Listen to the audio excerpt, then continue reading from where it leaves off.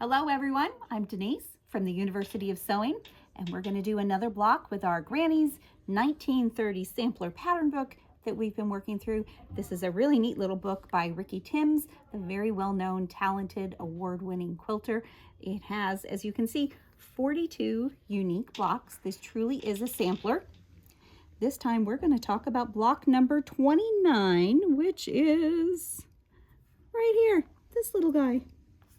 This is the 54-40 or fight, which is a mouthful, kind of a fun one to say. It's also known as the railroad block or the railroad quilt block or the Tennessee waltz. I had to do a little digging because I do like history and I wanted to know the connection between the 54-40 or fight. And it's kind of an interesting story between the, let me get it right now, the latitude lines between Oregon and the U.S. in the 1800s. So if you're a history buff at all, I would encourage you to look that up. James K. Polk was the president at the time, and 54-40 or fight was the rallying cry. So let's rally on with our block. What do we need for our block today? We need some foundation paper. We are going to do a little bit of paper piecing. This is a package that we have of the Carol Doak foundation paper. Normally it comes in 100 sheets. We packaged it in 20 because that seemed a little more manageable, seemed like something that would be more reasonable. Of course, if you're interested in 100, we can help you out with that. You're also going to need the heat-resistant template plastic or some sort of template plastic because we do use the template to do some trimming. In order to mark your template plastic, you're going to want a ultra-fine Sharpie marker. If you get one where the tip is too wide, it tends to smear and not dry, and it's just not useful. So stick with the ultra sharp. You may want some glue.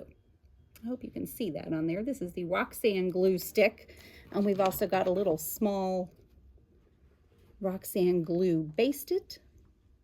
And you may or may not need this. This is for your paper piecing. Sometimes it does come in handy to hold that first piece in place. And just a reminder too that our pattern book that we're using is based on the Lizzy Albright and the Attic Window story by our dear friend Ricky Timms and his friend Kat Bowser. So let's just take a quick peek, Dave, over here at our bulletin board, and you can get a sample of some of the things that we've worked on. If you're just joining us, we are very glad that you're here. Please don't feel like you're behind. Really and truly, you can jump in anywhere at any time with any block. And the sampler, the way it works, it's not a skill builder. It mixes in all kinds of skills all throughout. We've got applique, paper piecing, traditional piecing, some curved piecing, and even a few blocks that seem to combine all of those. But if you are interested in learning different types of blocks, this is a fantastic way to do it. Some of you quilters may be familiar with the Jane Stickle quilt, which is a Civil War era quilt. If I remember right, it's on display at the Shelbourne Museum in Vermont. Jane's quilt is also a sampler. Her blocks are about 4 inches, and I think she has about 169 in her quilt. We're only going to do 42, so that makes that 42 sound much more manageable. So let's get together. Let's get working on our block today. Let's talk about what we've got here in this 54-40 or fight. It's a basic 9-patch. We've got just a 4-patch here. And then these little units are going to be our paper pieced. Now I will tell you, in the book, Ricky suggests that you cut 2-inch squares and sew all these squares together. You can certainly do that. That's a great way to do it. If you want to save a little time, I suggest you cut some 2-inch strips, sew them together, then cut your 2 inches, and then you'll just have to rotate to create that 4-patch. It went much faster doing that than the 2-inch squares. Just a thought.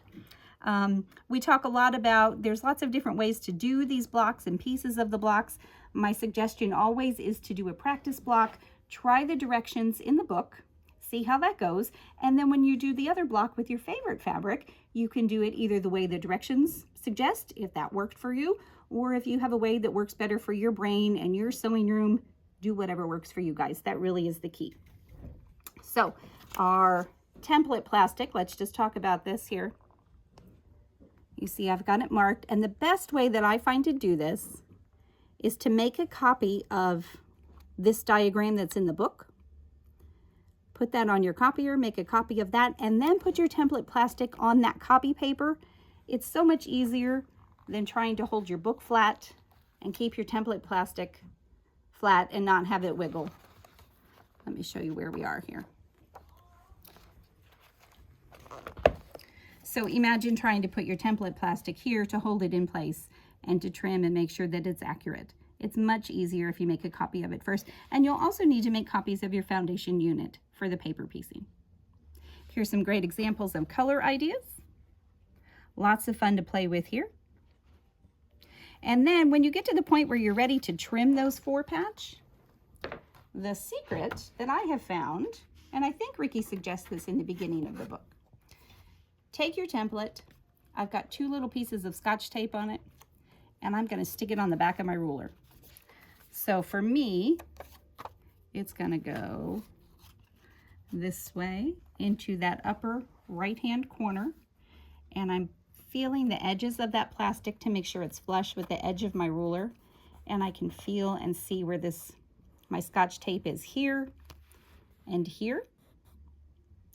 And then when I'm ready to trim, let's see, I've got, well, these are all trimmed, but I can give you a good idea here. I can see the orange lines here. I'm going to line up the orange line with the seams of that 4-patch. And of course, this one's already trimmed, so. But I would line it up, trim this side and this side, then take your block, grab this upper right corner again and rotate it 180 degrees and do the same thing, and it comes out gorgeous. It's perfect. I wasn't a fan of template plastic before. It seemed a little fussy. I wasn't sure it was worth the effort. I think it works, at least for me, for my brain and my sewing room. I'm pretty happy with the results. Our paper piecing unit. Remember, you're going to sew on the right side with your fabric on the wrong side. So my center unit is here, and I did use a little bit of glue to hold this in place. The next piece, you're going to stitch along here with a very short stitch length. 1.5 is a great place to start. Then after you take it off the sewing machine, and we'll do this, you're going to trim here, and then we can go over to do this guy. So I like, actually, let's press this open so he's out of the way. I'm just going to use my finger press. You could certainly take it to your iron, use your little seam roller.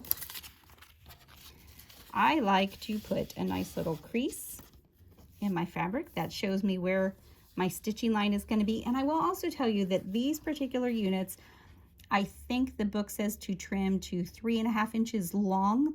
I found that a little short for me, so I went a little longer. But again, whatever works for you. So this guy's going to go here. You can see maybe that's where that crease is. I'm going to lay it about 1/4 inch over it, and then I'm going to flip this up just to eyeball and make sure that everything is within the outline of that piece that I just laid down. So that looks pretty good. We can go over to the machine and let's stitch this guy down. Today we are using the Bernina 790 Special Edition. This is the peacock version. And she's pretty darn gorgeous. Lots of blues and purples. So again, we've got our stitch length set at, actually we're going to adjust it. It's at 2. For piecing, generally, I use the quilting stitches, and I go to 1326, which automatically sets to a 2.0. For paper piecing, we're going down to a 1.5. If you're doing really tiny things, you would probably want to go down to a 1.3, maybe even a little smaller. So we're just going to stitch right along this line.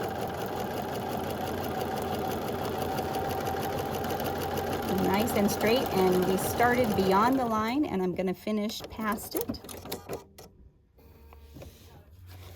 Now we're going to take this over and trim this off before I do anything else. One thing that I didn't mention as far as what you need today to do this block that I could not live without at this point is your add 1/4 ruler. And we have this in several different varieties in the shop and on the website. If you can't come in to see us, be sure to check out the website, universityofsewing.com.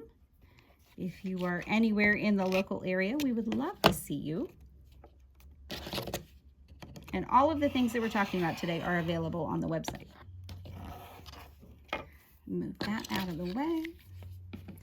If you guys have any questions about these blocks or any of the tools that we're using, or you're looking for suggestions or something, you can always email us too, and the address for that is info@universityofsewing.com. So we've got that guy all trimmed there.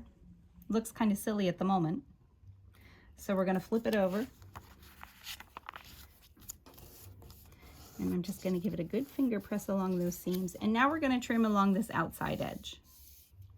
And then we'll take it over to the iron and give it a quick press.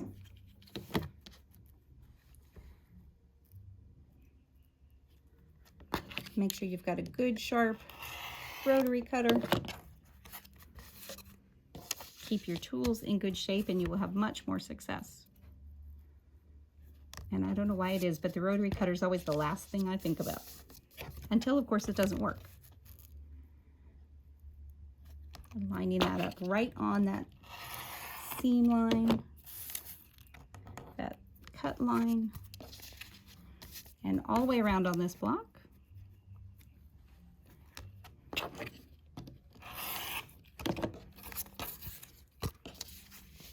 It is nice to be able to sit at this awesome little horn cabinet and sew and cut and sew and cut and sew some more and cut some more. Alrighty, oops, look at that. One little guy didn't want to come off. All right, so let's go over to our iron real quick and give it a quick press, and we can talk a little bit about some ironing tools. Get my iron to wake back up here. So I've got my wool mat underneath, which isn't quite as important when I've got the paper on the back of it. But once that paper comes off, that wool mat comes in really, really handy.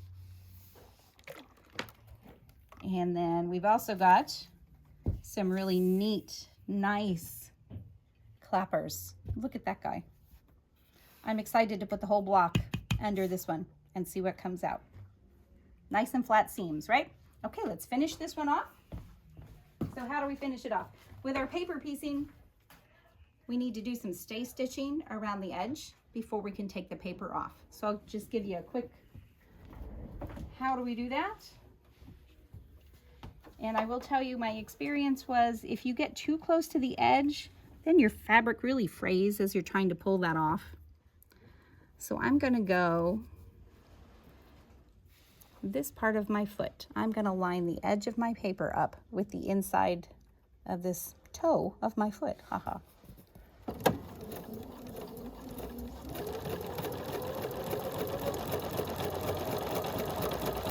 And of course we've got our needle down, and I'm gonna use my freehand system knee lift to turn and keep on going.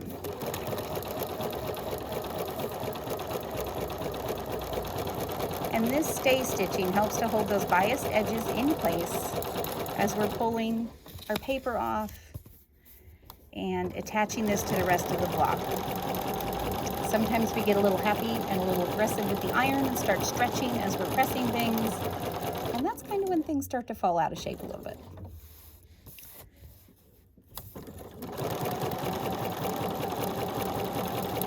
You'll notice that I didn't start straight in the corner. I just think it's easier to wind up kind of somewhere in the middle. You could start in the corner. It's not going to hurt anything. And then we're just going to trim that. And one of the benefits of using that tiny little stitch length is when the time comes to pull the paper off, which is what we need to do now, it comes off so much easier. So I'm just going to squish it over this side and kind of bend it back the other way at the same time. I have a friend who pays her kids to pull off the papers of her paper-based blocks. I should try that. I have enough kids that they could make quick work of my projects. So once this is all off, then we can finish putting our block together, which is really pretty straightforward.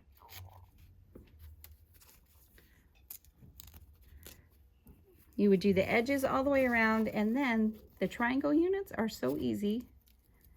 They just pop up. And if you're having a bad day, this is a great way to take it out on something that is actually productive, and you can serve more than one purpose at a time. So let's look at what we've got here for our block. Now we've just got a 9 patch. So we'll attach this one to the 4 patch here in the middle, and then we can put our rows together and our block will be done.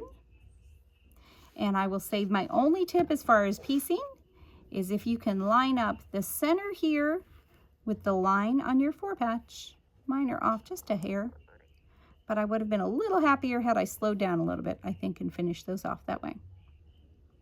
So that's really all this little block is. For me, I think the most time-consuming part was peeling off the papers. And again, it's just tedious, but if you're hanging out with the family, watching some movies or something, that's a great way to do it. Next time we will talk about block number 30. Remember, there's only 42. So 30 has got a little applique in it. So we'll get to review some of those techniques. It's called a honeybee, which is kind of cute. And I certainly hope that you guys will join us. I know we've got some new people and we are very grateful. Also love the people that have been tagging along with us from block 1. Very, very glad to have you all still with us. If you guys have any questions, please let us know in the comments or check out that email, info@universityofsewing.com. Again, all of the products are available on our website, except for the machine. Of course, you'd have to give us a call and we could talk to you about that. That website is universityofsewing.com. Thanks again, everyone. We'll see you next time.